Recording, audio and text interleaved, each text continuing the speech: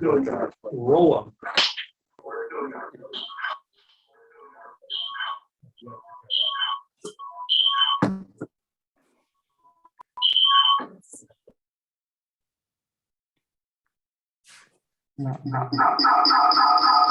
Recording in progress.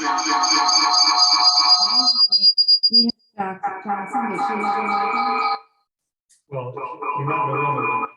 What? You got to be in the room. Okay, just give me. So somebody's.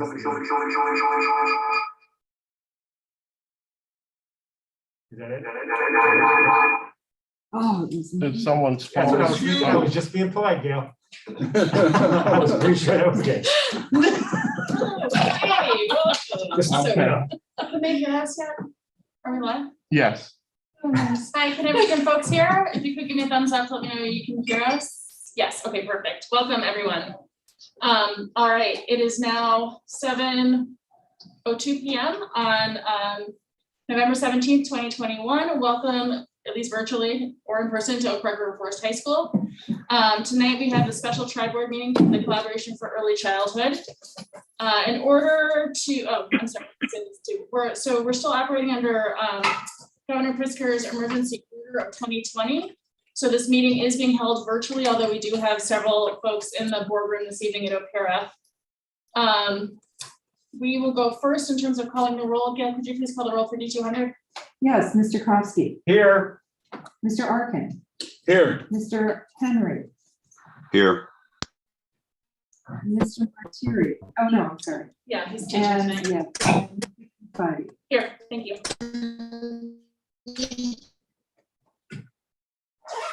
Okay. Oh shoot, then I have to unmute. No, you can hear me through the other. Okay, so this is Vicki Skiman. We'll call this meeting of the Oak Park Village Board to order.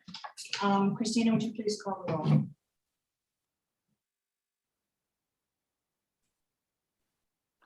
Interim Village Manager Lisa Shelley. Here. Trustee Ruby Paracat. Yep. Trustee Lucia Robinson. Here. Trustee Jim Taglia. Here. Trustee Arthi Walker-Petacola. President Vicki Skaman. Here. All right, if we could have District 97 call roll. I'm not sure if we had everybody. Did you call? Trustee Robinson? Yes. Okay. I'm Lanya Booth, Board Secretary for District 97, and I'll call roll for our board. Thank you. President Jung Kim, Here. Vice President Hurt Johnson, Here. board members Kearney, Here.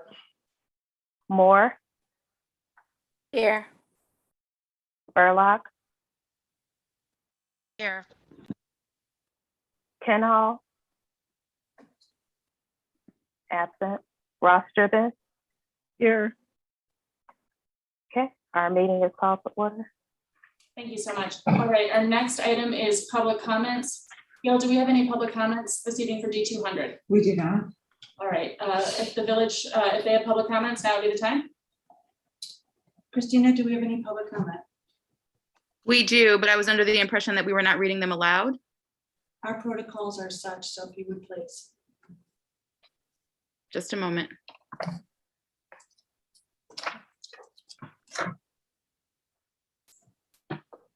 How many do you have? 2.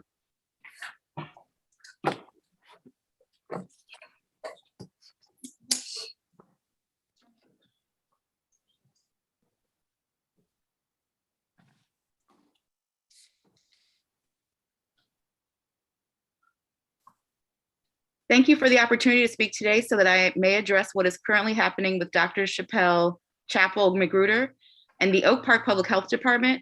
I want to thank the D97 board for their strong statements of support for Dr. Chapel at the village board meeting on November 15th, as well as their own board meeting last night. The acknowledgement of her hard work, expertise, successes, and mistreatment are so important. I hope the Village Board of Trustees and D200 School Board publicly echo their unequivocal support Yes. It's gonna break. Sorry. for our outstanding Director of Public Health.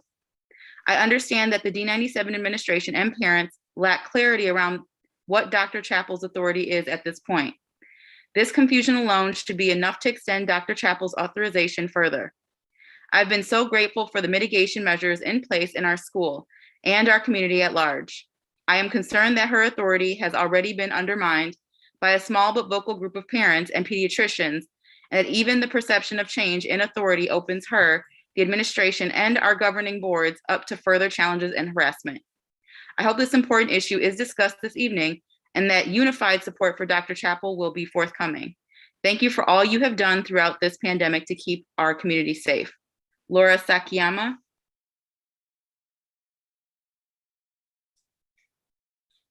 Hello, Tri-Board. It is great luck that these boards are scheduled to convene as the recent commotion around the Health Director's Emergency Authority has lacked clarity and undermined the community's confidence in a clear transition. I'm hopeful that the village representatives will, with the encouragement of D200 and D97 bodies, vote to reinstate Dr. Chappell's authority in the interest of communication and transparency. Clearly, the community needs time to unpack the context and application of these changes. With an extended order, the 5 to 11 age group can get through full vaccination, which will change our community situation dramatically. Even if we find that the governor's order and local order are redundant, who cares? If it is redundant, why are so many people pushing for it to be revoked? Redundancy in health-related and social systems is a good thing. If one of those systems should fail, the governor's order is challenged, etc., we will be thrilled to have the redundancy. Engineers build redundancies into systems on purpose. It is how we ensure there is no collateral damage. I can only assume you will be discussing this very important issue tonight and hope that you do so through the lens of utmost caution and consistency. Thank you to all of you elected officials for your time and energy in keeping our community and especially our children safe. Bryn Habdi. And that's it. Thank you. So may I interject for a moment? We did have some public comments that were to be amended to the minutes. We had no live public comments as our protocol. Correct, and just to clarify for anyone who's watching from home, D200 has adopted live public comment, so folks can sign up to be able to present their public comment via Zoom or the phone, whichever works for them. And our practice is to take any emailed public comments and append them to the minutes so that they become part of the record, but not to read them. So any public comments that we did receive, it's my understanding that our clerk of the board, Gail Calmerton, has responded to those emails to let those individuals know that that's a procedure. Correct. Thank you. Does District 97 have any public comment this evening? I don't believe we do. Okay. All right. Let us start with our program then. Our first item is led by the collaboration and overview of the 2020-2021 program year. I see John. You want to take it away, John? That'd be great. Fantastic. Can you hear me okay? Yes. Hopefully there are no awesome moving right along. I do have a screen to share, but I wanted to sort of start by thanking everyone for being here. There are a lot of people on the call, and that's fantastic. As the people who represent young kids in the community, this is gold for us to see everyone come together, and the many attendees who are also online. I see you guys, even though you're not on the screen, but I see that you're here. So thank you all for being here and showing support for our work.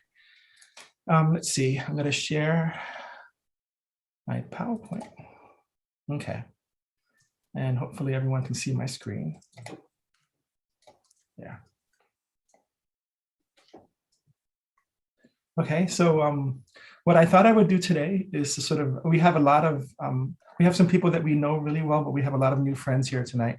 That sounded very preschool teacher-like, right? You're all friends now, but we have a lot of new friends. And so I thought it would make sense to do a little sort of covering the ground, making sure everyone knows what we do and what the collaboration is, so that your time here today with us is meaningful. So I'm going to start with that, and then I'll talk about the specific contract, which is the point of this meeting really is to talk about our compliance with the contract that we have. And then I would end my part with a discussion of where we are today and how the community is doing.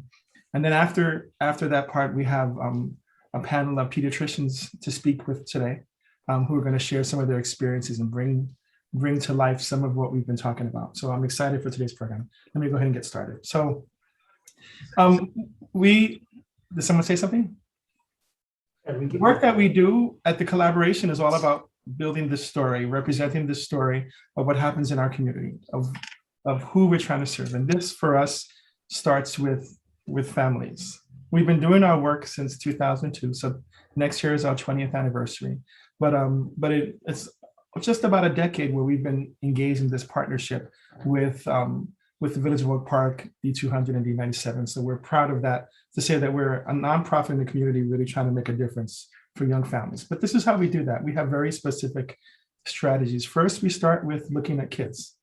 And we look at what happens in a kid's life. We look at kids under 5 specifically, so young kids before they enter public school.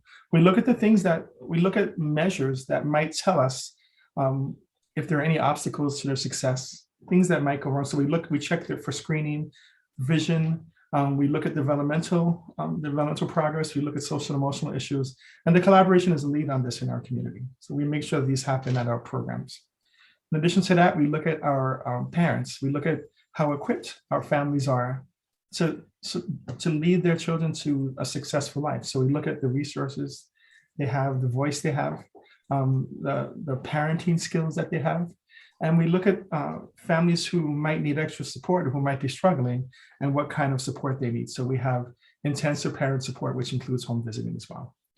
It's the largest program that we have under the collab. After working with families, we realized that it's not just about the 2 of them, but that we're really looking at the rest of the community as well. So we also work with early childhood staff across Oak Park and River Forest, actually. So we engage in professional development. We look at what quality means in the classroom. So that's teacher quality and her qualifications. We look at director qualifications. We look at the ways in which they grow. And we develop a resource for them in their community. Another part of that holistic view is looking at health providers, some of which we're privileged to have with us today. And so we have what's called the Physicians Network, which is coordinated by pediatricians in our community to offer professional development and support to other practitioners. And we have a directory that goes out specifically to clinicians. One of our newest services, but newly developed services, is coordinated intake. We've been doing it for a while, but we're really sort of pumping it up now. So we do 2 things for the families in our community. We're a one-stop shop place for people who need home visiting and for people who are looking for a publicly funded preschool. So we have a collaboration with the village and the public health nurse to help capture the needs of families who would be routed to home visiting.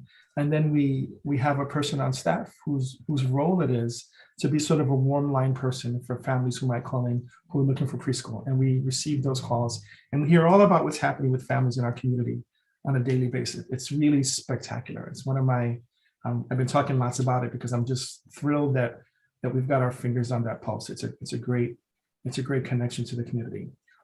Everything you see on the screen right now, all of those people, all of those services are geared towards one thing, and that's helping children get to kindergarten and looking at what their progress is and looking at how they transition. So getting kids well, preparing their community, the whole community to revolve around this one kid's needs and getting them over to D97 or wherever they begin their elementary school careers. So that's the collaboration, what you see in front of you in narrative cartoon form. So what we did was, what happened when we first started working with the village and D97 and D200 is that we didn't start with a cartoon, we started with a contract. And the contract had with it ways in which we could tell if we were doing what you see in front of you well. And here's what that looked like. So in the process of doing our work over the course of the year, we collect data. And every year we deliver this data to the people in the meeting today. And this is what we call, not as creative, but it's direct, our IGA report. And that was part of today's packet. It's grown and we've taken great joy in sort of building it out So it's a fairly long report, but what it says basically, if you want to know how young kids are doing in our community, that's the resource. That's the lengthy, granular, detailed resource about what's happening with kids. And this is the cycle of how that works. Every year we do our work, we collect our data, we work with Chapin Hall to help process our data, and then we deliver that data to this group of people today. And it's usually around this time of year in November. So that's that cycle. And I wanted to give you some specific examples about what our contract says. These are what we call our indicators. There are 11 ways in which we collect data and have those data tell you, this group, how we're doing. And they're divided into 3 areas. So it's around children or child outcomes. It's service delivery outcomes, what we provide to families in our community, and systems level, how we prepare the community to also support kids. And I'm going to go through those. So the first 3 are child outcomes, and this is what those look like. There are 11 total. So the first one is about the referrals that go, that children receive for specialized services. So if a child needs extra support, if there is a question about developmental issues, and we think that extra support will help this child sort of stay engaged in the classroom or to thrive, then that's part of what we look at. We look at the extent to which those children are referred and get follow-up services. We look at what proficiency looks like in preschool, according to Illinois standards, and we look at proficiency when they enter kindergarten. And in our community, this is the KRT test, which is part of the collaboration's role to help administer that test. So those are 3 child outcomes. That's the first area. The second area is service delivery outcomes. So this is the ways in which we engage families, the ways in which we look at the people in a child's life. Okay, and the 4 outcomes that we have are, as you see on screen, in simplified words. So we look at programs in the community and their accreditation. We look at family needs and whether or not families have intensive needs, and if they have intensive needs, if we're referring them for intensive services. We look at parent education, because we know that children don't come with an owner's manual. And we want the families in our community to have some resources they can use. So we have contracts with agencies that work with families to help them get parenting information. And we also have regular professional development offerings, more than monthly, on parenting skills. And then finally, we look again at children with IEPs. During early childhood and whether or not they've gotten services. The final area is systems level work. So systems level is everyone outside of a kid and their family and how they're prepared. So, and how we get word out, how we build awareness. So one of those outcomes is the level of outreach, how we do outreach to the community and to families. Another one is program quality. So teacher qualifications, director qualifications, whether or not they exceed the minimum state requirements. We look at how many hours they're supposed to get in the state of Illinois and whether or not they exceed those. And we look at programs that are enrolled in a quality rating system that we have in Illinois. So we set standards that we think make a program high quality, and then we deliver data to you about how many programs in our community meet those. So that's all in the report. Here's an example to go a little bit more granular. The first outcome we have is around children being screened. This is what we call our candy corn. And so what happened, the way this happens is that children are screened through one of these providers in the orange shape. And then they're referred so that they're referred to an agency that can help decide whether or not they need services, and they receive services. So we track this process. And this year, in the last bar, this is what that process looked like. This is how many people received, how many children were screened. Where it says ASQ, that's developmental and social emotional screening, and then hearing and vision screenings at the bottom. So we try and capture as much of the community as we can. And then in your reports, we go into detail about what we saw. And I'm highlighting some of the big point highlights. The number of kids who were monitored, the percent that were referred, of those who were referred for hearing and vision, how many were referred out and received services. And so the rest is like that. So this is all a carrot. This is all to entice you all Should you feel curious and want to know more about our kids, and we want you to know that we've laid it all out for you. And this is the table of contents for the report.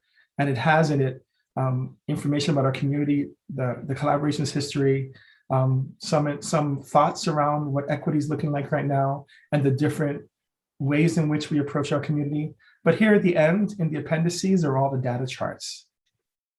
This understanding our children's part is always demographics. It tells you how many kids we have in our community, what they look like, socioeconomics, race, ethnicity, what this year's kids look like. So I'll end that part with an invitation to say, this is a report that we very proudly and gladly prepare for you all to sort of enjoy, so that you can all also share with us in this great knowledge of what happens in our community. Are there any questions about what I just presented so far?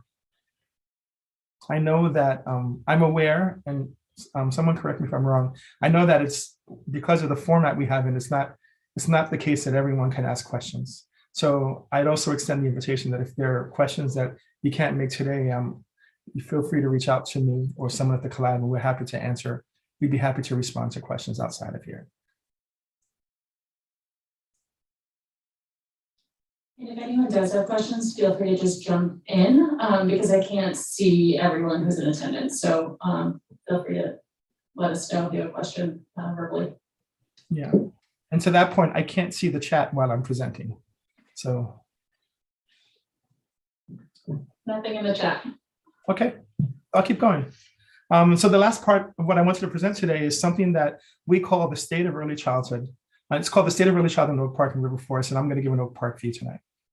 And this is what you might see as our annual report, but we very intentionally made it about the community and not just about the collaboration. And I wanted to show you some highlights of what that is.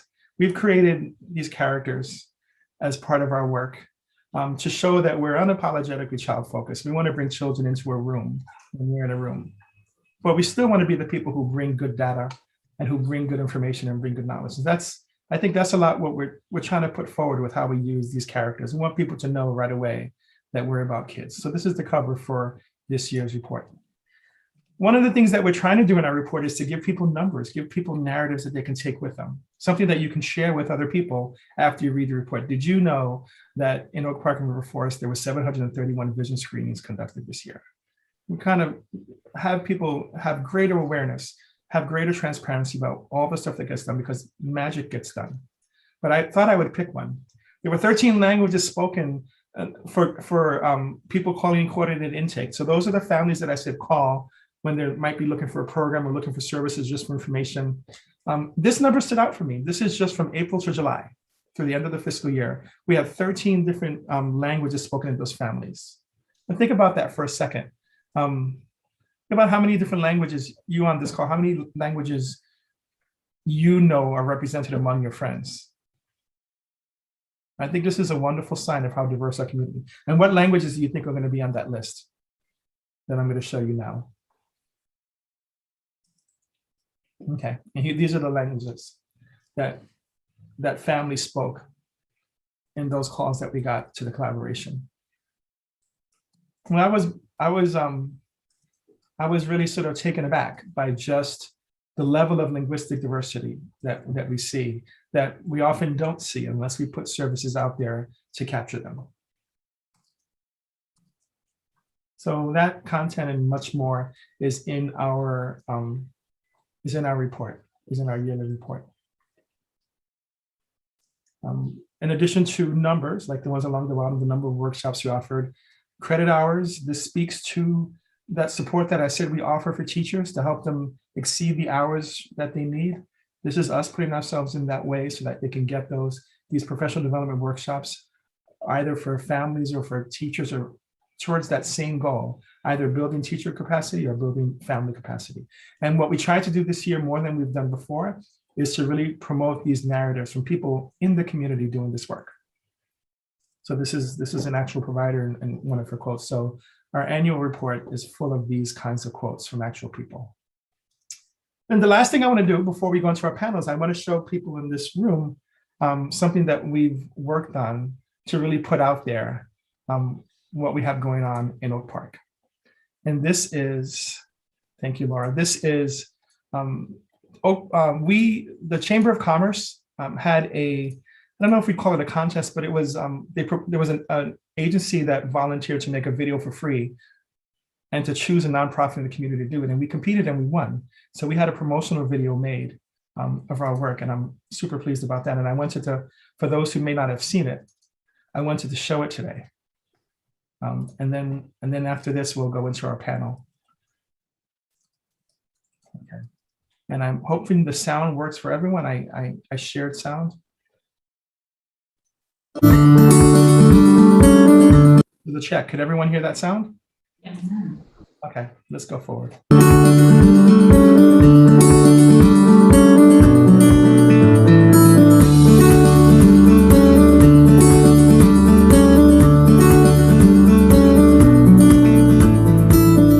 The Collaboration for Early Childhood champions high-quality early care and education in Oak Park and River Forest. By supporting the crucial first 5 years of a child's life, we ensure that everyone arrives at kindergarten ready to thrive. Helping a child get to kindergarten and be well is an effort that an entire community makes. From an early learning standpoint, the Collaboration's mission is to create the world that creates children who are ready for school. At the Collaboration, there are 4 ways in which we invite the community to support a strong start for all children. Family engagement, health and development, early learning, and community engagement. A child starts their life in the care of their family. Parents and caregivers are the child's first and most important teacher, and they're a critical voice in our community. Whether parents need a little guidance in finding their footing on their parenting journey or a connection to a home visiting program, the Collaboration is there for parents. So one key challenge that we see parents face is really accessing the different resources that are available to them within the community. So especially this community of Oak Park has many wonderful resources, but parents don't always necessarily know what's available to them. I think back to when I first came to this community with young children. What did I need? I wanted honest information about where to send my kids to daycare. I wanted information about what doctors to go to. I wanted to know where safe places are in the community. Our local libraries and home visiting programs are wonderful resources for parents and caregivers. The early learning resources available at the library are story times, resource delivery, educator resource kits, also social and emotional learning kits, early bird readers, and virtual learning videos. So the Partnering with Parents program is a home visiting program. We use a model called Parents as Teachers, which is an evidence-based home visiting model to kind of just support parents where they're at with that specific child on all of these different parenting topics.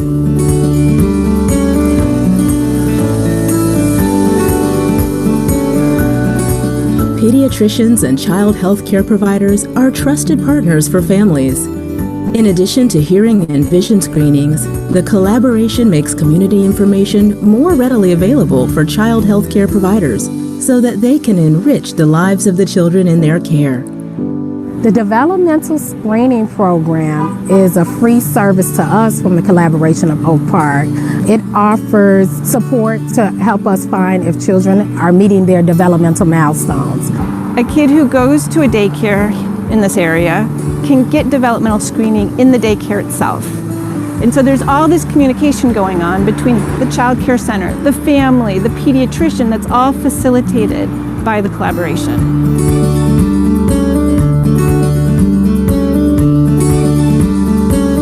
The Collaboration offers professional development opportunities for early childhood educators and child care providers. By creating opportunities for the people who work with our children, we help our children grow too. The Early Childhood Symposiums, like the jewel in the crown of the Collaboration for Early Childhood as far as I'm concerned. It is a one-day conference for the early childhood workforce, not just in Oak Park and River Forest, but really anyone who wants to come. You can select whatever trainings you choose. You learn different curriculums that are very helpful that you can bring back to your classroom. We just learn about new things that's going on in the field of early child education, how we can better take care of ourselves as well, because we're always giving in our field. So great place if you want quality training, have a wonderful time with your colleagues. You gotta come annually.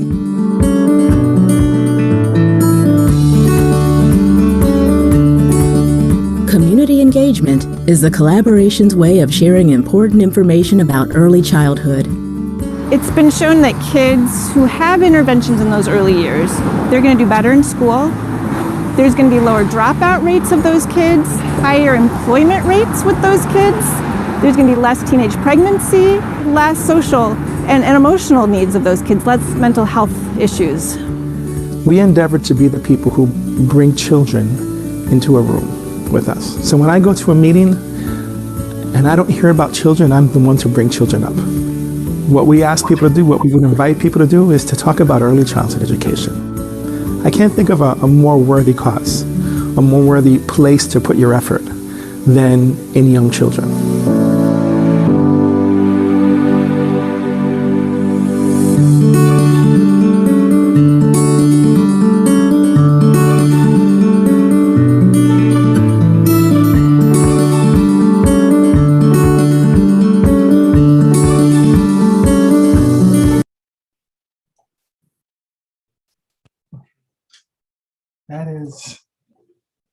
Let me close it out.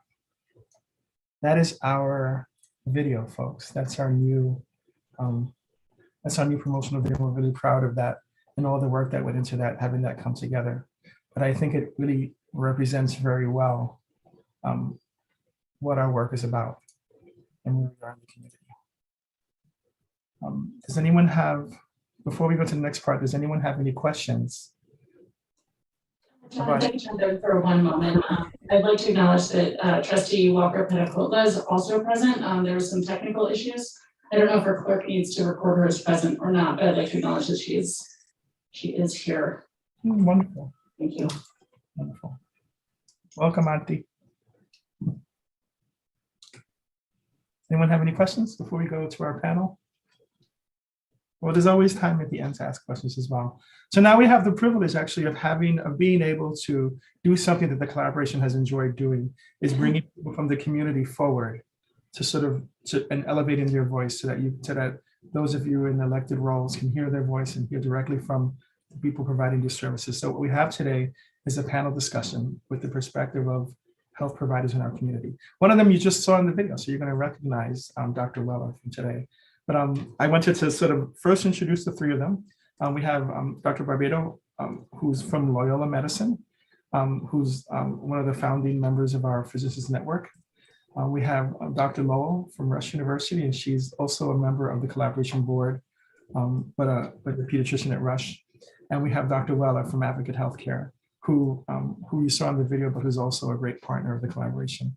What I wanted to start by doing is, before we go to the first question, to give them a chance to introduce themselves and just speak a little bit about how they would sort of present themselves and introduce themselves. What I don't know how to do is make it easier for you to see them, because they're on the screen. I can see them all, but I don't think there's a way to sort of, I don't know if they're going to all be on your main screen. You can pin them. If you click on the right-hand corner, you should be able to pin them or spotlight them. Okay, so why don't we start with Dr. Roberto? Do you want to introduce yourself? Sure, it's a pleasure to be here. And John, it's just such an amazing presentation of what the collaboration has done. Even with my involvement over all the years, it's really nice to see all of this work portrayed in this way. So it's a beautiful picture painted. I'm a pediatrician at Loyola, and I've been in my practice in North Riverside for almost 20 years and have really enjoyed being in the community that I'm taking care of. So it's been really rewarding for me to get to know all of the resources, and incredibly helpful for me to be on a collaboration while I'm taking care of patients in this community and have a better understanding of resources. So thank you very much. Fantastic. We're so excited to see you here today. Now, how about Dr. Lowell? Do you want to introduce yourself? Good evening, everyone. Thanks so much for having us here tonight. I'm also a general pediatrician. I work at Rush and serve a lot of families from our west side of the city, as well as some from our Oak Park and River Forest communities as well. In addition to general pediatrics, I also have a specialty interest in childhood injuries, but also in maternal child health initiatives and a real focus on prenatal to 5 and what it takes for families to thrive in the communities in which they live. So I'm also a really proud member of the board for the Collaboration for Early Childhood. Thank you. And then last but not least, Dr. Weller, would you like to introduce yourself? You're on mute. Yes, it helps if I unmute. Hi, Stephanie Weller. I'm a pediatrician. I've been with the collaboration in one of the committees for about 6-7 years now. And I got involved with that through my work with Infant Welfare Society here in Oak Park. I've since moved on and I'm working with Advocate Healthcare, which is a large employer of doctors in the Illinois, Wisconsin area, as well as I work part-time at PCC Wellness. This is a federally funded community clinic that works out of the west side of Chicago and some of the western suburbs. It has clinics in Oak Park, on Lake Street, at West Suburban, and even down on Roosevelt Road. So I see a lot of Oak Park patients there, as well as in my other practice. I'm an Oak Parker. I have kids in D97 and D200. And so it's nice being a member of the community in multiple ways. And I hope you have a good discussion tonight, and I'm here to answer, any questions that, anyone might have. Thank you. Thanks so much, Dr. Weller. So then without further ado, let's launch into our discussion. This was designed to be a dialogue, a discussion between these three pediatricians that I'll facilitate. I brought along some questions to sort of get the conversation started, but I told them beforehand that we can go, they can take those questions and grow from there. We want to allow them to really speak to their experience so everyone can really hear what's happening. But on that note, let's start with our first, with our first question. This was just what I just said, basically. I'll put the questions on the screen. Jot down any questions you might have, because there'll be a question and answer period at the end, okay? So make a note of those and we'll be sure to answer those. So the first question, we thought we'd dive right in and talk about COVID, the elephant in the room, and talk about how your practice has changed in response to COVID, before COVID and after COVID. And what are you seeing? What's happening in your practice? What are you seeing in your day-to-day practice? So I don't know how you want to work this. Like, do we each answer a question or kind of? However you feel moved. If you want to answer the question, if you don't feel like it's a question for you, you can do that. But yeah, I'll leave it up to you three to to jump in as you feel moved. Well, I guess obviously COVID changed a lot about how we're practicing, medicine right now. When COVID first started, significant drop in how many patients we were seeing. Those first few months, we hardly saw any patients in the office. And slowly over the following year, patients started coming back to the office.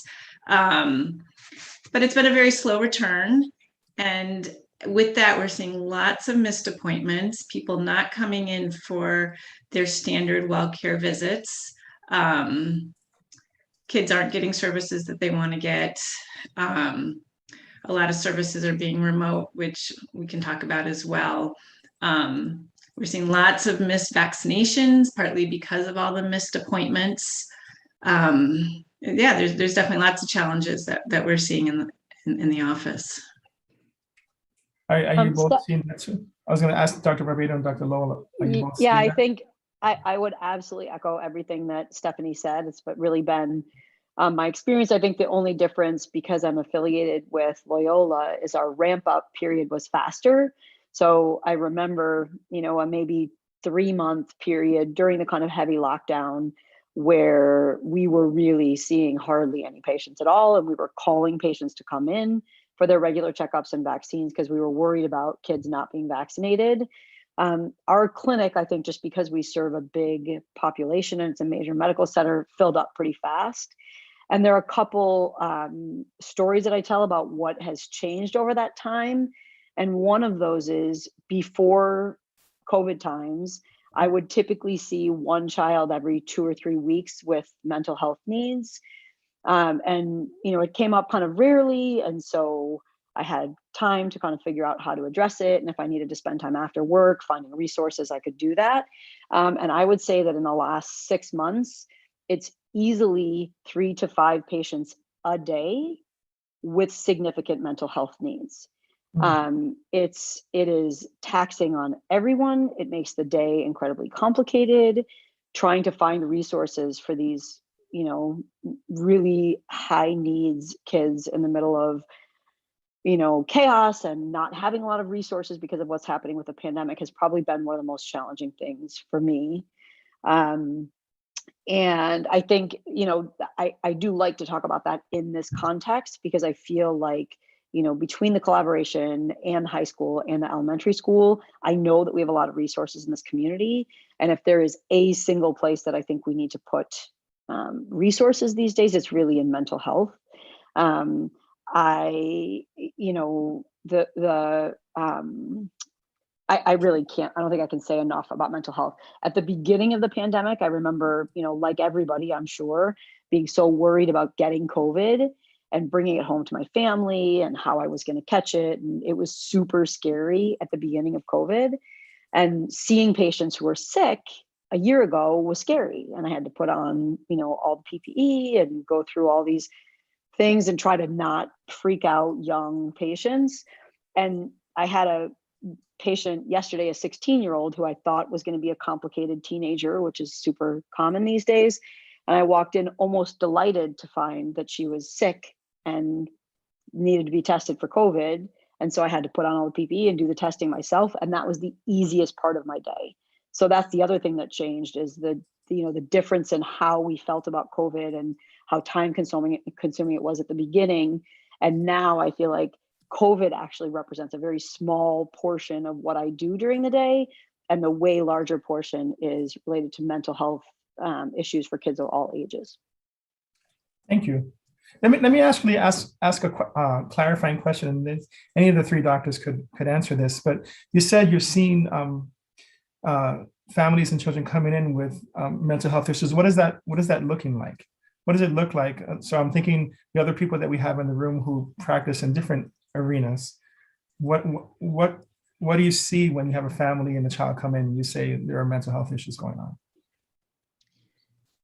I think that it really ranges from, because of the different ways that children express mental and behavioral health issues at the different ages and stages we are seeing them.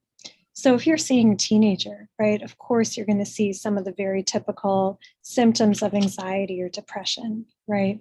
Feelings of being anxious or being panicked, feelings of uncertainty, feelings of kind of not being down, depressed, even feelings of being hopeless, withdrawing from their peers, right? Withdrawing to their room, spending way too much time on screens as they're isolated at home and having to do remote learning. I'd say those are a lot of the typical ways we were seeing mental health issues as children were isolated from their peers and from their classrooms.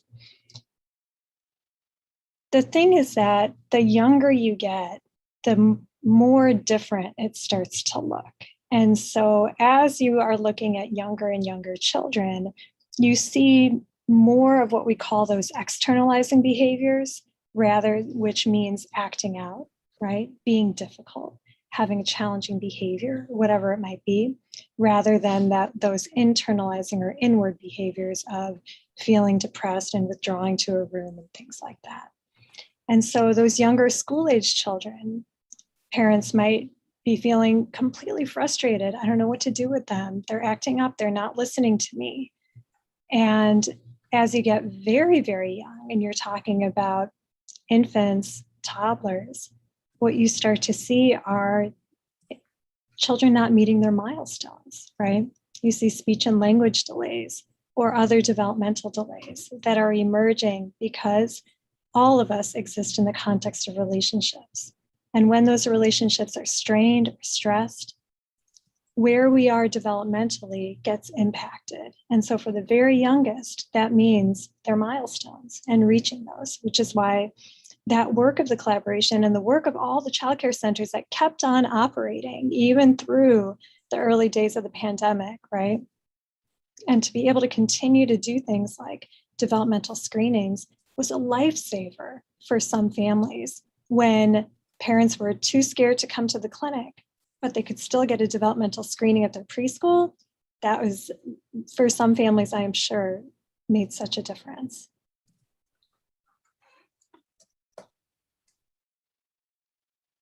Thank you. Thank you for that. We did have another question that came up, and I think it's in response to one of the comments, so I'll bring it up here. And the question is, are you getting more questions about vaccines and people refusing or asking to alter the recommended vaccine schedule? I think that's in response, Dr. Lowe, with what you shared, but anyone can answer it. I get questions on a daily basis about vaccines, about all vaccines, and particularly now about the COVID vaccine, because as we know, it just got approved for the 5 to 11-year-olds. And so, yeah, lots of questions about that. Yeah, I do see some vaccine hesitancy. I would say my rates of vaccine hesitancy has probably been the same either from before COVID versus now. Because there's always been some level of people some people, very small actually in this area, but avoiding vaccines. But it's actually really nice that people come and ask questions about it. And I think having an open conversation about vaccines and their risks and their benefits really helps families realize it's an option for them, and hopefully it helps kind of turn them to want their kids to be vaccinated. So I don't know if that answers your question. Yeah, makes sense. Thank you. Let's go to the next question, and we could always continue to build and scaffold. This is one that's come up with our work a lot, and we kind of started to touch on it. But when we talk about, we in our programs, in our early childhood programs, we've heard a lot of talk about children with developmental delays, and how, or children with IEPs, and how they may need access to services, but how this was impacted by the pandemic. So a year and a half later, almost 2 years now since the pandemic arrived, what are you all seeing, and what are those services looking like? What are those particular needs looking like in your practices?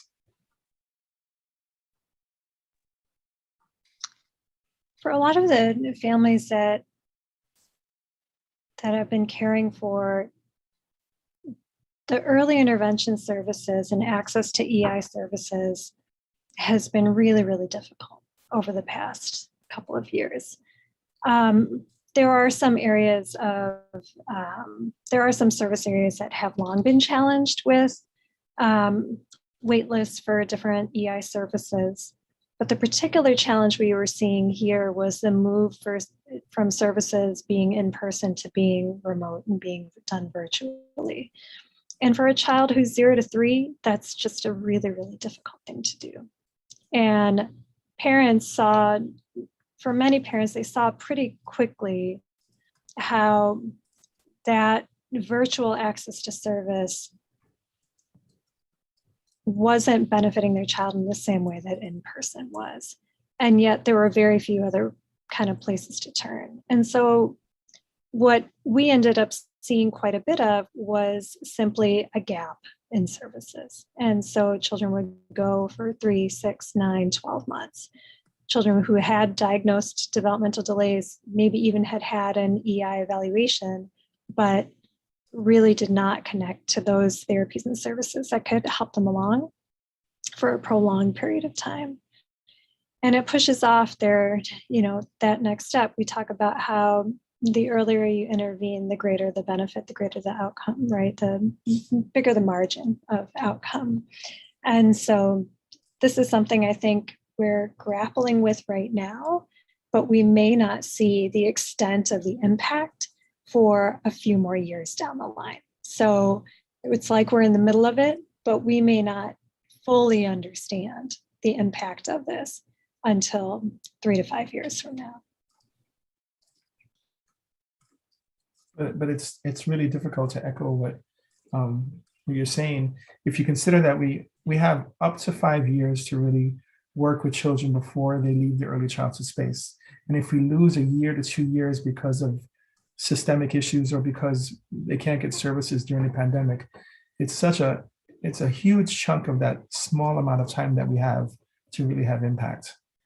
A year is a long time for a baby. I think what I would like to add to that is for us to think forward about resources. So that I feel like that is going to be a lot of my message, because that's part of what I want us to focus on as a community, is knowing that, I have a friend who's a first grade teacher in this area. And she said that this year, with the kids coming back into the classroom, every one of the kids in her class would qualify for an IEP. Every one of them. I mean, that's just the reality, right? And, the kids that Dr. Lowell's talking about coming now who missed 2 years of services, who then when they start kindergarten are going to be way behind. I think what I would like us to be able to anticipate is what services will be helpful in anticipation of that for teachers and for families, knowing that that's going to be what the picture looks like down the road. I think inevitably the questions that we have, even though we're having this as a dialogue, you'll see some repetition in the question. So every couple of comments, I'll just advance the slides, even though we'll touch on some of them, but I appreciate your comment, Dr. Roberto. Anything else to add to that one? I noticed you unmuted yourself, Dr. Weller. Yeah, I wanted to make a comment about kids even without developmental delays. I've been seeing a lot of young children in clinic that parents are opting to keep their children out of daycare. They're opting to keep their kids even out of preschool. Before COVID, I rarely saw a 4-year-old in clinic that wasn't in preschool. And now routinely I'm seeing 4-year-olds where parents are like, I'm not comfortable yet sending my kid back to school. And so this is a whole, cohort of kids that then will be entering kindergarten next year without having had preschool this year. And so they're lacking all those skills that we're teaching in preschool. Even, if they're not technically with developmental delays, I think they're probably going to show up to kindergarten not as well prepared. Great point. Thank you. Thank you. So put on the next question up. So in the early childhood space, a lot of what we're hearing has to do with children's experiences through the pandemic that are now manifesting in behaviors. And we touched on this a little bit, if you're seeing these. But I think the new part here is what it's looking like in the classroom and the next question touches on this as well. Let me go to that. The next question is, what advice do you have for practitioners who want to support children who are manifesting challenging behaviors? I'm going to put it in quotes, because it's what it looks like for a lot of the world outside of your practice. Is what all we see is the behavior that's really trying for us. So what are your thoughts on those, on how these behaviors manifest, and maybe some advice for people?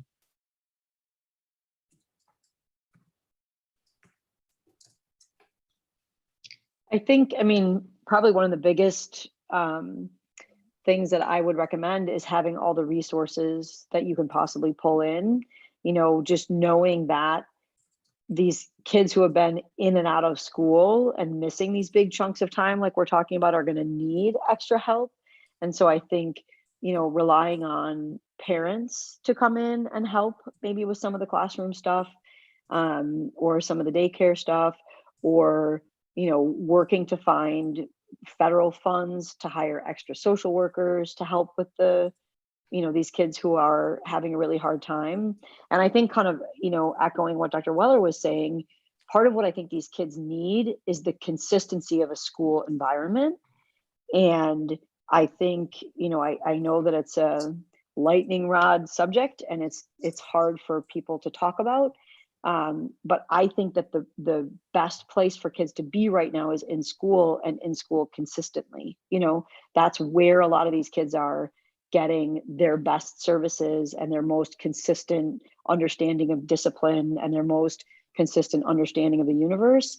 And so I think it's really important for them to be in school getting that. And so, you know, when it seems like, you know, people are pushing the boundaries about how to keep kids in school and how to provide a safe environment to do that, that's what's behind all of that, right? Is that what these kids need is support and consistency in their environment. And for most of these kids, school is the best place for that to happen.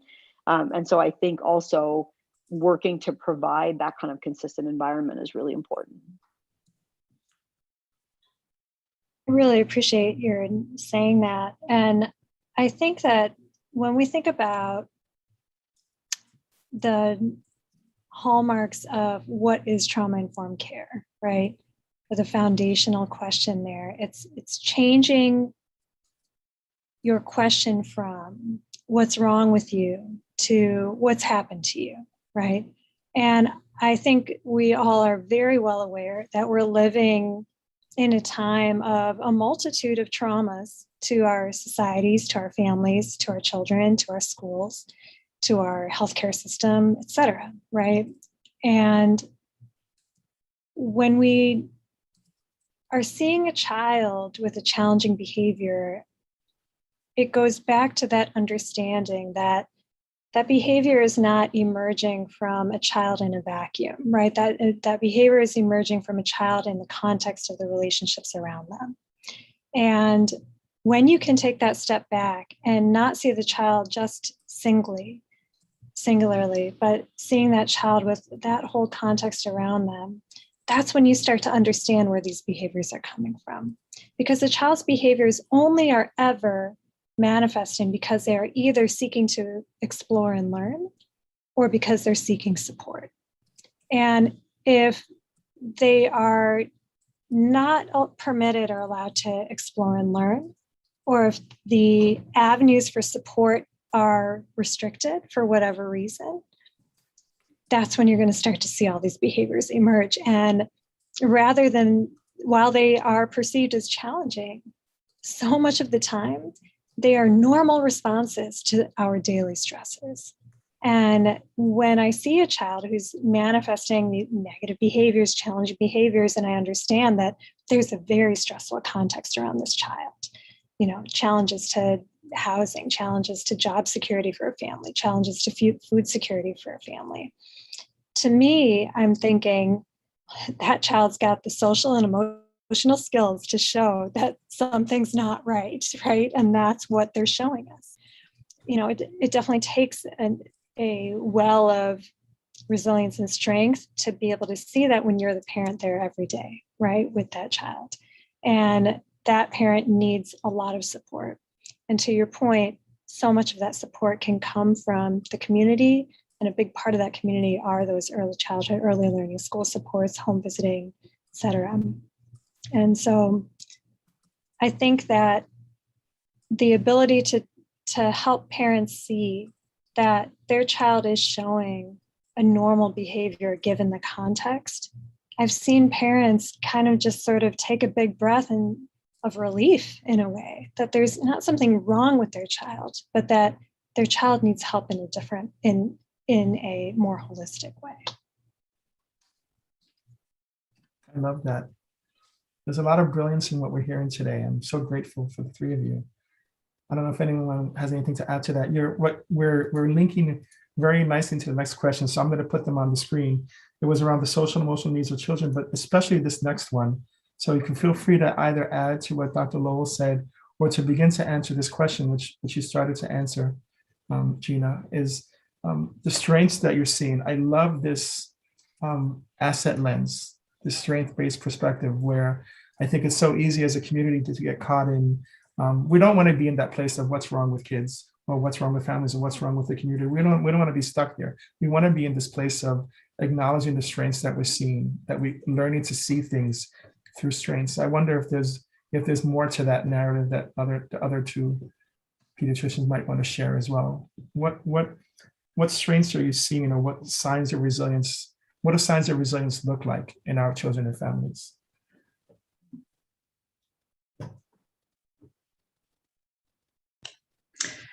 and in a sense, I think this is what I love about being a pediatrician. I think children have a great sense of resilience.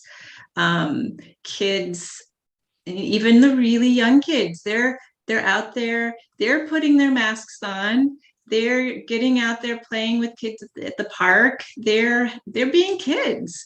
And the fact that a lot of kids are able to do that, in a sense, shows their resilience.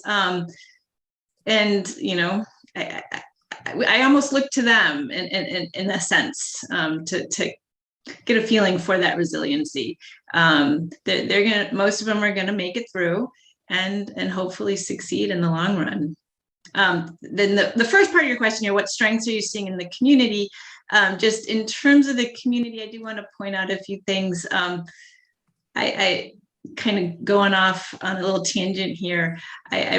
I participated last week in the COVID vaccination clinics through the elementary school. And I think that was such a great thing that this community offered the children of this community to be able to have their vaccines in their own schools, you know, in the lunchrooms where they're comfortable, seeing their teachers and other staff members at the school really gave kids a calming sense when they had to go and get their vaccines. And so I really appreciate that we were able to do that as a community. So thanks to anyone who's on here that was involved with planning that. Wonderful. Other thoughts from other pediatricians around this question? I was just kind of combined both of those things that I mean, obviously I love working with kids and that's why I'm a pediatrician, but I really have been struck by kids' ability to navigate this pandemic and some of the conditions, I think, in a way that is teaching to me, you know, that's instructive to me. Even young kids who manage to find ways to wear masks and hang out with other kids, or you know, to be on the playground with other kids. I feel like they really do a good job of following the rules. You know, I remember at the beginning of this, people saying like, oh my God, kids are not going to be able to wear masks. They're never going to do it. And when I'm in my office and I pull a mask down on a kid to look in their mouth, the kids immediately like pull their mask back up. I mean, starting at 3, their understanding is that that's what they're supposed to do, which I think is often better than adults even. And I think, you know, the thing that's important to me about that is that kids are resilient and they are doing an amazing job through all of this. And I think sometimes that's what makes it hard to recognize some of the things that we're seeing in some of the mental health needs. And in the hard part of it is that I think, you know, kids really do tend to just plug forward. And so when their behavior is erratic, or when they seem withdrawn, or when they're having trouble in preschool, I think sometimes we do think, well, wait a minute, what's happening? You know, they seem fine. They're wearing their mask. They're playing with their friend. They're going outside. They do it so well that sometimes I think it makes it harder to recognize some of the things, or to kind of acknowledge that these things are really, you know, the whole pandemic and all of these things are consequential for these kids and are, you know, taxing in ways that they don't necessarily express, but I think are, you know, to Dr. Lowell's point, very natural and normal reactions to what's happening, you know. I did want to just say again that our early childhood providers, like early learning providers, that were such strengths during this pandemic. They've had to adapt to public health rules that, I mean, of course, they've followed public health rules before, but adapt in just such new and innovative ways to help support families in the beginning, staying open for essential workers, then moving on to be able to expand their programming, understanding that they're seeing a lot of challenges with families, adapting to those challenges. I mean, they've just kept going and going and going. And I think that as with all of us who have, everybody here, you know, on this call, who have also kept going and going and going to help support our kids, support our families, there are these times when they're just going to burn out, and we have to be really aware and present when we may sense that is coming down the line, whether we're seeing that in turnover of staff at early learning programs or other ways that you all might be seeing it. I guarantee if you're seeing it in, the D97, D200 realms, it's likely also happening in early childhood. And so being able to support each other and care for each other during this time when we've been under strain, under duress for a long period of time, I think it's going to be really necessary. I might be jumping ahead here. I guess I just wanted to point out the ways that our early learning providers really showed up and were very strong for our youngest kids. And just to piggyback on that, Dr. Lowe, I also want to put a shout out to all the school nurses. They've been amazing through all of this. I can't imagine how they're triaging every runny nose and cold and cough, and then dealing with all the parents who are scared that their children have COVID. Every patient I see usually, comes through the school nurse who's like this, you have to see a doctor now. And same thing, they're going to need support, the school nurses as well. Wonderful. We have one more question. I think this is actually a great place to transition to this last question. And let me frame this question a little bit. So what is the role of schools, early learning programs, school systems, governing bodies, community partners, basically the people we have in the room, in the work that you do? What would you like to see? So here I'm going to ask you to present a vision. So what you have in front of you, the people who cared enough to join these public bodies, these boards, and we have the lifespan of a child represented. We have everyone from birth. We've got the elementary school. We got Dr. Johnson right in front of me. We got the whole high school. So if you were to share wisdom or talk about our dream, if you wave a magic wand and we sort of become our best providers, our best community, what would you say that would look like? And you can direct your response to early childhood, but also to the other ages that we have represented here today, because you also work with the lifespan. So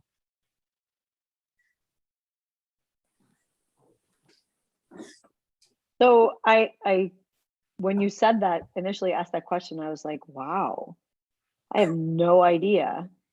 But this came to me kind of quickly. And there are two parts to what I would absolutely love. And one is to have better communication and support amongst the people who are taking care of the kids all along the way. I think there are many ways that I would really like to be more involved with the District 97 and District 200 and with some of the local daycares, to learn about kids from them and to be able to, talk about what I'm seeing. So the idea that we are, as you painted this picture, John, beautifully, all taking care of kids from the beginning to to adulthood. And it would be really nice, I think, if there was some way for us to all communicate and kind of collaborate in that way. And the other thing that I would love is, and this is clearly a pipe dream, for everyone to feel like they could do their best job feeling the least taxed. Because I think everybody, especially now, like I know we're all feeling incredibly taxed. I imagine, daycare providers, teachers, every, school nurses, like administrators, everybody that's on this call and every person along the road, I think feels like they have too much to do and too little time. And so my dream would also be to figure out a way to kind of divide that up so that these kids could be really well taken care of from the beginning to the end, while we all kind of take care of each other in that way to share the burden in a way that feels less taxing. Thank you. Thank you. Gina or Stephanie, Doctors Lowell and Weller. Yeah, I agree with everything Dr. Barbato just said, and I just wanted to add, I think, a few other things that would be on my wish list. We focused a lot on mental health during this conversation, and I would really like to see more services for mental health. If I refer a kid almost any age, there's wait lists for therapists, there are wait lists for psychiatrists, and there's nothing else I can do, and if we could somehow, as a community, come up with ways to help get these kids the services they need through therapy, psychiatrists, social workers, that would be a huge benefit. And the other thing I would really think would be beneficial and ties a lot on the early childhood part of this would be free preschool for all kids. I think would be very beneficial for not just our community, but for all children. Thank you. Thank you. I love that we never pass up an opportunity to plug preschool for all. I think that's it. It's a great time to plug that all the time. I think something that I've learned in some of the related community health work that I do is the power of parents as they recognize issues that are happening in their communities and their ability to partner with other parents to solve those issues. So I was thinking right before this meeting about this really cool thing that my kids go to Irving, and they have I don't know who started this, but it's called the Irving Free Cycle. And it essentially is parents recognizing that there are heightened social needs, right? The social determinants of health, like we talk about, right? Housing, food, job, security, transportation, blah, blah, blah. And the Irving Free Cycle is all about, you've got stuff you want to give, there's other families who need, and let's all pitch into the free cycle.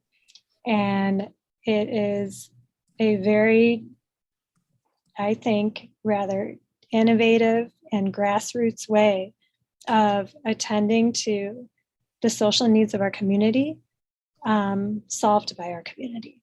And so when we're then in positions where we can advocate for issues affecting our communities, hearing those issues from grassroots efforts like that can sometimes,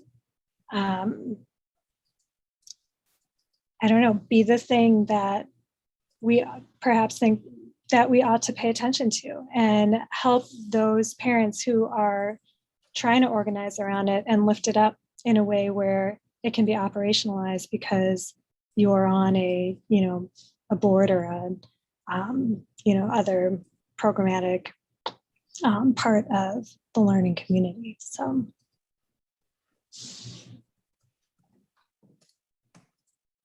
Any other thoughts from the three of you?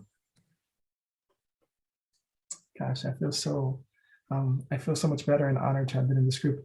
That was our last question, so I thought I would see if there were questions from our audience that you jotted down to ask.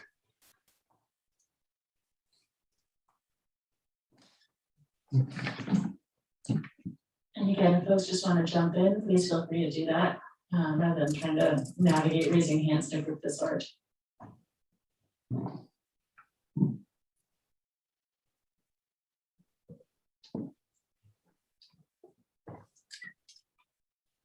So I guess is that a good sign that everyone got all of their answers and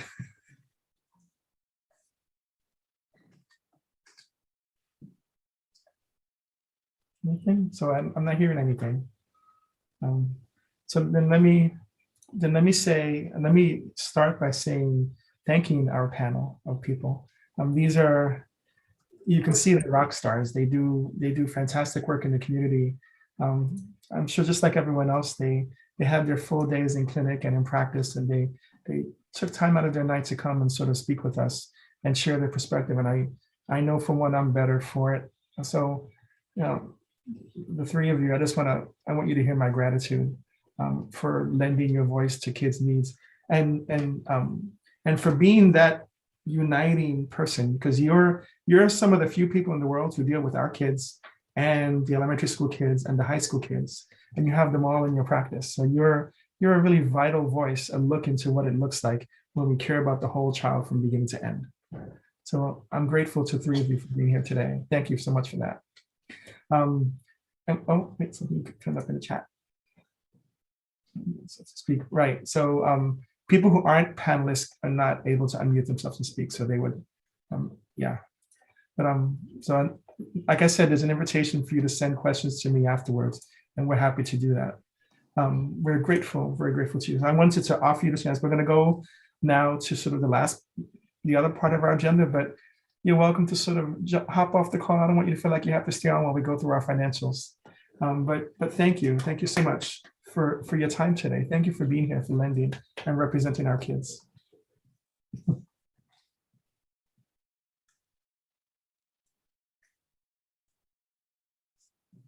All right, our next item, and thank you again to our pediatricians. That was really, really, really interesting and important. So our next item is a financial report, and I believe, John, that the collaboration is handling this item as well.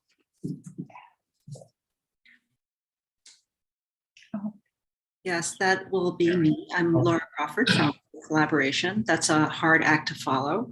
Can everyone hear me okay? All right, thanks. Totally switching gears now to our financial reports, which is part of our contractual obligations. Usually our treasurer would report our financials.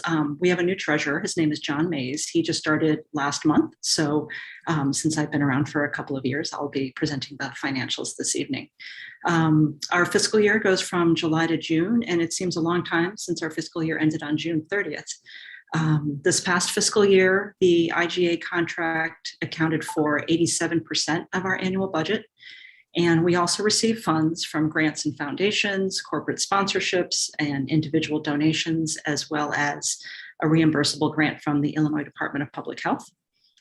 And per the contract for early childhood services, we can bill the IGA 6 times a year in installments of $219,270 each. We bill in line with expenses with the goal of not returning any funds after the fiscal year ends.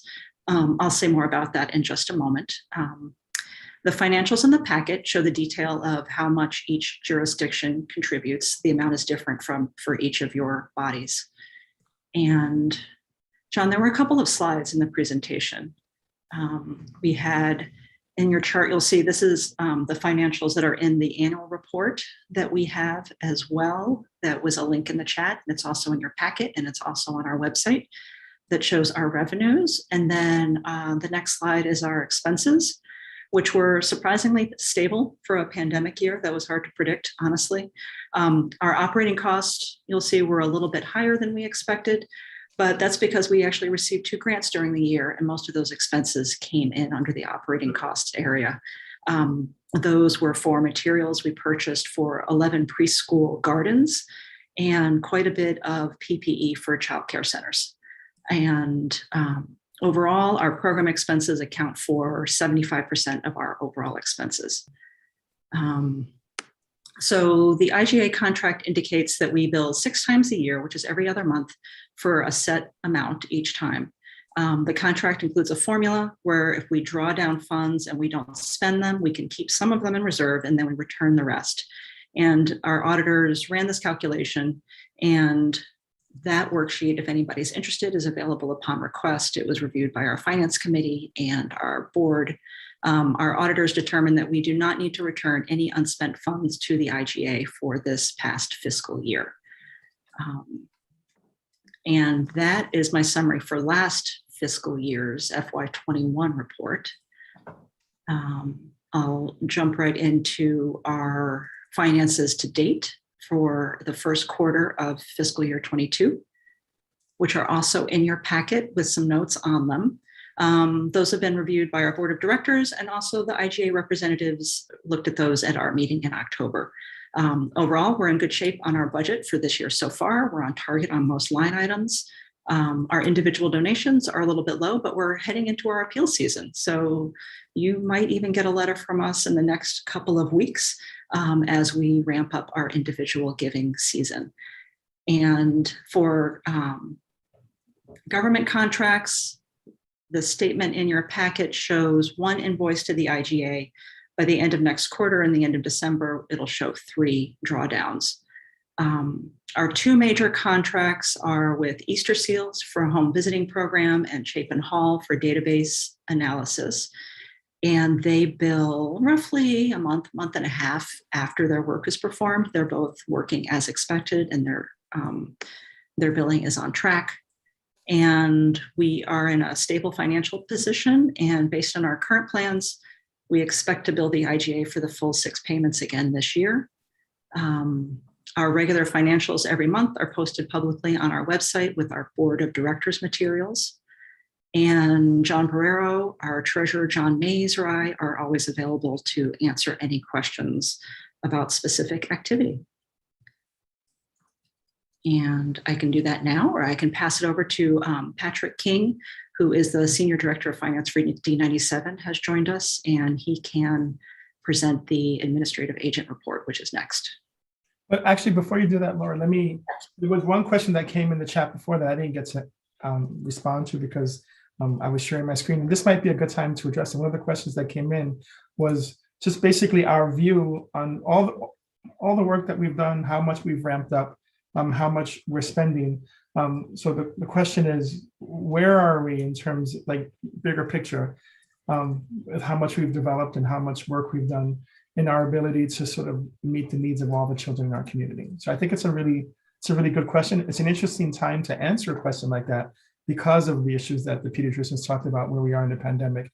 It wasn't an ideal year for collecting data. I think the data we have collected tells us a lot about the progress we're making. I know that we've been very successful in being responsive to the needs during COVID. We really pivoted. That's a word that's really been overused. I'm going to retire it soon, but we did pivot to being really a large COVID support provider during the pandemic. And it was, I have my team to thank for that. Everyone was really flexible and made that happen. We did things like that we haven't done before, like giving out diapers and PPEs and wipes. And that wasn't our business before, but it was what our families needed. So we transitioned to that during the pandemic. So what I can say in this last year and two is that I think we've done a remarkable job at being responsive to where people are and hearing people. What that's meant for the longer goal is harder to say because this has been a really unusual year. So to give you an example, where we look at transition to kindergarten and we part of the lens that we have is looking at how children get to kindergarten. And we have this test, the KRT test that assesses that. But then we had a whole year where children weren't entering the same way or weren't entering kindergarten at all. So we missed. It's a lens that was taken away from us that year. We usually have a summer program between preschool and kindergarten, and we weren't able to have that either. So there are a few ways in which the situations of the pandemic took away some of the tools in our toolkit, but we replaced them with others. But the short and the long answer to that is that I think we're doing well, and the data that we have shows that we're making progress. I think there are a lot of shifts in not just the needs of families because of the pandemic, but shifts in our community. You'll see in the report, the demographics are shifting pretty dramatically in our community. The number of kids and what the kids look like and what the families look like, and even the socioeconomics of our families. So I think it'll take a year or two for that to get past this period of just being responsive, just reacting, to really being able to go back and say, so let's talk about those 2 years when data was sort of crazy and figure out where we are in our long longitudinal goal of meeting all the needs of all kids. So that's my longish answer to the pretty short question. But okay. John, do you mind if I ask a question? Ravi here. Oh, Ravi, go ahead. Good to see you. Yeah, likewise. So the question is, now you have about 7 years of experience, right? So with the history. So how are the kids who started with the collab, who were supported by the collab back in 2013 and 14, how are they faring as they progress through the school system here? So one of the reasons why we're working with Chapin Hall is to help us answer these questions. One thing to know is that the way in which we collect the data has evolved, the data that we have access to. So for example, we have new data sources that we just started using last year to track teacher quality and teacher training. So that's, I think the answer to your question is that it advances. What we're seeing looks positive. When I look at the data from our previous reports, I see increases in the indicators that we're looking for. I see higher numbers of children achieving, but then we see blips that we try and understand. We don't always understand all of the data that we see. What we do our best to sort of interpret it as well as we can. Sometimes we see, we're not sure, for example, why certain kids seem to be moving out of the neighborhood or moving out before they go through the whole school system, for example, or why it's not always a straight line to be drawn from with the data for all kids, so that we might see kids who we know are receiving services who are doing really well, and then the next year we'll see a dip, and we're not, and then it comes back up, and we're not. It's a lot to figure out what factor made those scores dip from one year. I think the longer picture, Robbie, is that I think we're seeing progress, and we're seeing services being better offered. Another thing that happened at the very beginning is that I think when we first started collecting data, we had to learn. We came out, we started our contract with assumptions about what we would need to look for and what services we would offer. And I think we've seen that evolve over time. I think it's fair to say that we do much more than the 11 indicators. That would probably seem obvious, because when we first started, we thought that was all we would have to do. And we've realized over time that all the other parts also contribute to those scores. So the scores that we collected at the very beginning weren't as nuanced as the scores that we have today. But the scores we have today tell us that we're doing strong work and that we are making a difference. I don't know if that makes sense. So the longitudinal lens is tougher because I think we changed the way we look at data from when we started. But I think we're looking at richer, deeper data now. I don't know, Laura, if you have anything to add to that, because she's our data guru on our team as well. You might have nuances to add to that. No, I would just emphasize what you said about that. Even though we have it for 7 years, we didn't start with excellent, robust data on day one of the 7 years ago. It's taken each of the points that we look at that we have in the report have kind of a different trajectory of getting good data, getting the data sharing agreements together. The more we collect, the better it gets. So it's kind of definitely a continuous improvement process there. Some of the things like the screening figures that John shared in the presentation, that's some of the data that we've had for the longest. So that's something that we know a lot more about. We know a little bit less about some of the more recent services that we've implemented, of course. Yeah, I think it's very hard for us to identify what a typical year of data collection is. So unfortunately now we're going to be thrown off a little bit more, but we do know quite a bit around the publicly funded preschool programs because we've had an active role in those for quite a few years. So we can look at things like Teaching Strategies Gold and the KRT, especially for some of those programs, whereas we don't have full access to the private preschool programs in the village. So thank you for that. That's useful. And follow-up question would be: so in a couple of years, if we, do we have the systems in place now? If I ask the same question, let's say 2 years down the road, we'll be able to look at trends coming out of the pandemic, or what the impact has been. How some of the decisions we're making now will project out. Is that possible? Sure, that would be our goal.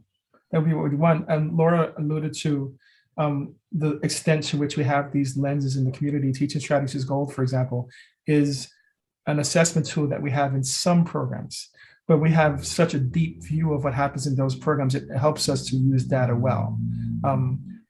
We would love at some point going forward to be able to have that in more programs. The more programs where we can place that lens, the better we can say, the more informed our view of how kids are doing will be. Mm-hmm. Cool.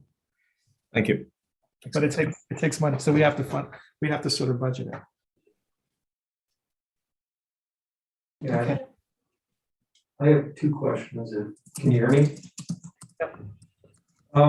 One's a kind of a follow-up to Robbie's question, which is the KRT test. We obviously are in the midst or still in a pandemic, but what are the plans to get back on that? Because that's a key data point. That was question one.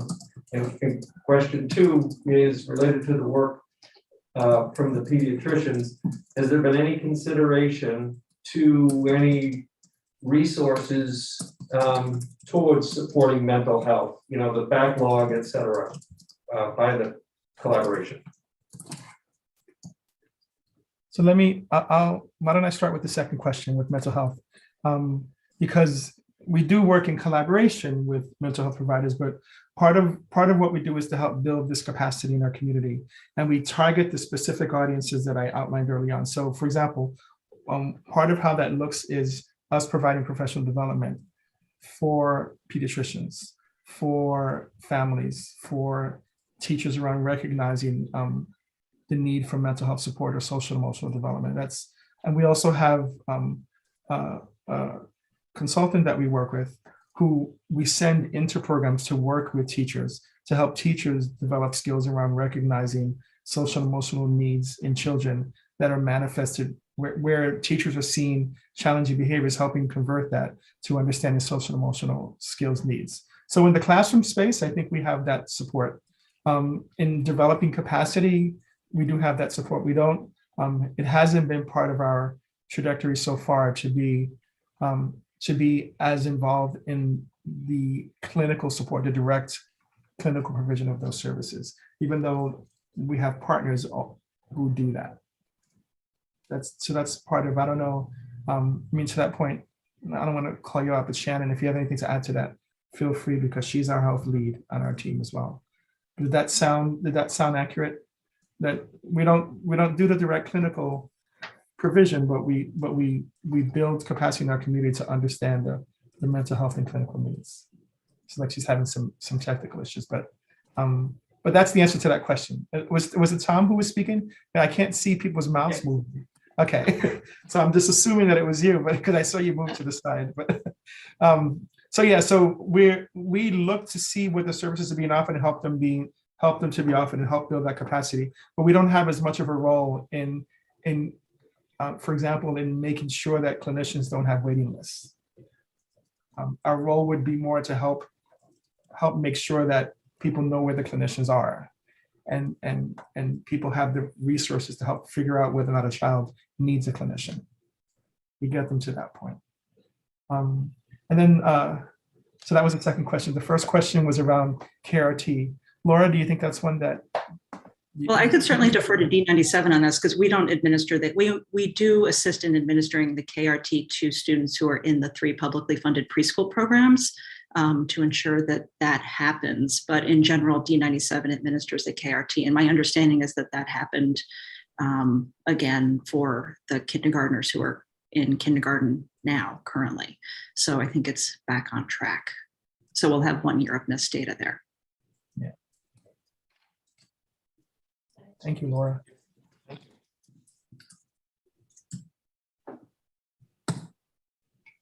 Okay. I don't see comments and I'm hearing a low. So why don't we, do you want me to, Sarah, do you want me to move forward to the next one on the agenda? Sure. Okay. I don't want to take away your job. Oh, no, please do. You're more than welcome to it. So the next item on the agenda is the administrative agent support. And I see Patrick's on the call. We were prepared in case you couldn't be here, but you're here, so welcome. It's good to see your face. Thank you, yes. I made it. The kids cooperated, so. Can I share my screen? I think I can. Why don't I stop sharing? That might help you to share your screen. Okay. I'm going to go ahead and make an assumption that I have to stop. But there you go. All right.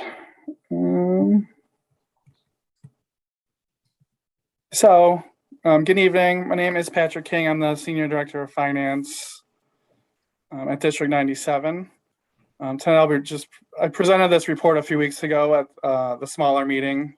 So some of this may be redundant for those of you who are there. But I know we have a much larger group tonight. So my report, which it's also attached to the agenda, it's basically the state of the bank balances. District 97 is the administrative district for the IGA. So we handle the banking and the money movement when the collaboration requests their draws, and twice a year there's the contributions from the 3 governments as well. So the bank balances as of, let me see if I can shrink this. Hold on one sec. Oops. Sorry for the technical difficulties. 1 second.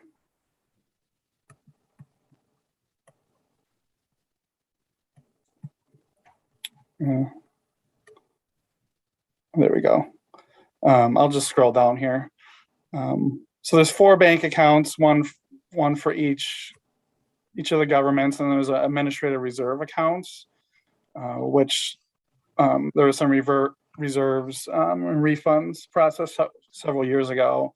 So that's pretty much been around 328,000 since then, and just earning some interest. But through September, there was one draw request from the IGA from the collaboration, which was processed. There was another subsequent one in October. So things are progressing as normal. They're typically they're allowed 6 draw requests a year. So we're on track for that. So the bank balances as of 9/30, as you can see here, are District 97, 234,000, District 200, 199,000, and the village, 173,000. Those are reflective of the contribution percentages for each government. District 97 contributes about 39%, District 200, 34%, in the village, about 27%, I believe. In my notes there, I did send the invoices to District 97, District 200, and the village on Monday, requesting the payment for the July contribution as well. So we should be expecting those contributions to hit the bank accounts around then. I believe our next meeting is in February, so I'll give another update for the activity through mid-year as well. But there's not a whole lot to it, just those are the bank balances and the small amount of activity that happens throughout the year. So if anyone has any questions, I'll be happy to take them.